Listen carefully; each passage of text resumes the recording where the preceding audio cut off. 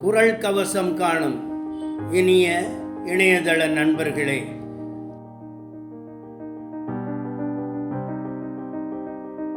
எழுத்திறப்பும் தீயவை தீண்டார் பழிபிறப்பால் பண்புடை மக்கள் பெறேன். நம் பொருள் என்பத மக்கள் அவர் பொருள் தம் தம் வினையாம் வரும். திருக்குறள் திருவள்ளுவர் எழுதிய திருக்குறள் இல்லையெனில் மனிதன் திருக்குறளுக்கு மதிப்பு இல்லை. உங்கள் அனைவருக்கும் ஒன்று சொல்ல விரும்புகிறேன். தெய்வீக திருவள்ளுவர் தின ஒப்புரவு திருநாள் வாழ்த்து கோரி நான் என் உரையை ஆரம்பிக்கிறேன்.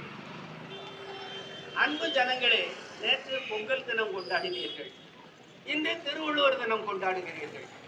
அது கரும்பு மற்றும் அரிசி பொங்கலிட்டு தன் சுயநலத்துக்காக செய்கிறது, தன்னுடைய வீட்டிற்காக செய்கிறீர்கள். இன்று இது நாட்டிற்காக செய்யப்படுகிறது. ஞாபகம் வைத்துக் கொள்ளுங்கள். ஒப்புரவு அறிதல் என்று ஒரு குறள் இருக்கிறது. அதிகாரம் 22. அவர் சொல்வார், ஒத்தது அறிவான் உயிர் வாழ்வான், மற்ற செத்தாருள் வைக்கப்படும். ரெண்டு பேர் இருக்காங்க உலகத்துல. ஒண்ணு தான் மட்டும் யாத்திட்டே இருப்பான், மற்றவருக்கு கொடுக்கவே மாட்டான். எப்படி தான் மட்டும் வயிறு நிறைஞ்சா போதும், கணக்கு வந்தா போதும் அப்படின்னு நினைச்சிட்டு நிறைய பேர் இருக்காங்க. ஆனால் அது அப்படி அல்ல. திருவள்ளுவர் எழுதுகிறார், தக்காருக்கு வேளாண்மை செய்யும் பொருட்டு தாளாற்றி தந்த பொருள் எல்லாம் ராமநாதன் செஞ்சுக்கிட்டு இருக்காரு. அது யாருக்கும் சரியா தெரியல. அது உண்மையாவே செய்யறாரு. அவரை புகழ்ந்து பேசுறது நினைக்கிறாங்க.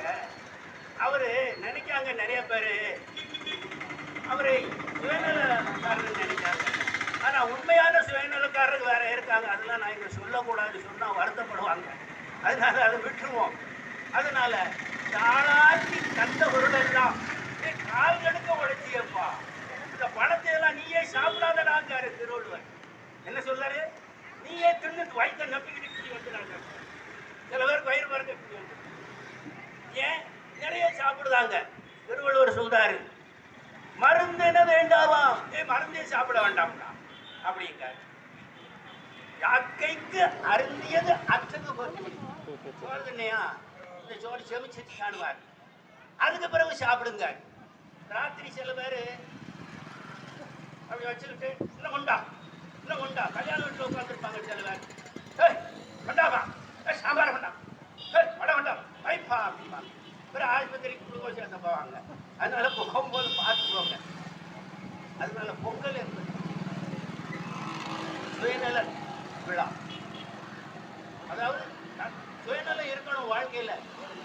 சுயநலம் இல்லைட்டா குடும்பம் வளராது. தெரியுதா? எழுதியிருக்கு பாருங்க. பூமி உலகம் வந்து பூமி கோளம்னு சொல்லுவாங்க. உருண்டை வடிவமாக இருக்கிறது, கோள வடிவில் இருக்கிறது. நாம எல்லாரும் தட்டை வடிவம்னு நினைச்சுக்கிட்டு இருக்கோம். அதுக்காகத்தான் இந்த குளோப்பை கொண்டாந்து, இந்த உருண்டையை கொண்டாந்து இங்க வச்சிருக்கு. இதை கொஞ்சம் கவனிச்சுட்டு போங்க. திருவள்ளுவருக்கு பேரு அதுக்காகத்தான் உலகம் ஒருமுறை தந்த கருத்துல ஒரு விடுபட்டு போய் கிடக்கு, தெய்வத்தந்தை திருவள்ளுவர்.